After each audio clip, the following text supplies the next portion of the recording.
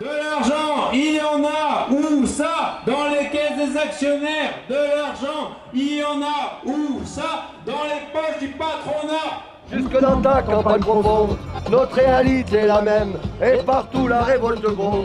Dans ce monde on n'avait pas notre place, on n'avait pas la gueule de l'emploi, on n'est pas né dans un palace, on n'avait pas la CB à papa. Jusqu'ici, beaucoup de copains débrayaient pour venir aux manifs, et là ils ont dit ça suffit pas, ils ont fait la journée.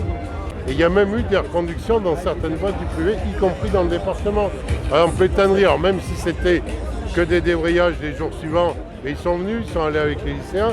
Chez l'Inamar, il se trouve qu'il y avait un problème de salaire dans la boîte, ils sont partis en grève le 7, ils ont tenu 4 jours, ils ont fait céder le patron d'ailleurs, ils ont eu une bonne augmentation de salaire.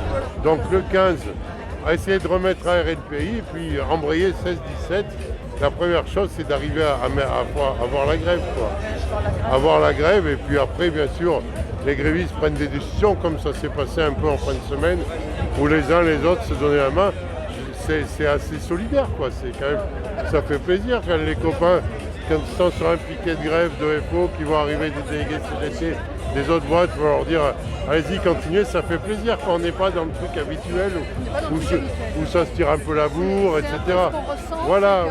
Et puis là, c'est évident que le gouvernement, il est quand même, on voit bien qu'il perd les pédales entre les bras d'honneur, les pleurs, les menaces au Sénat, enfin, on voit bien qu'il se la joue inflexible, mais enfin, ils sont hyper inquiets de ce qui se passe.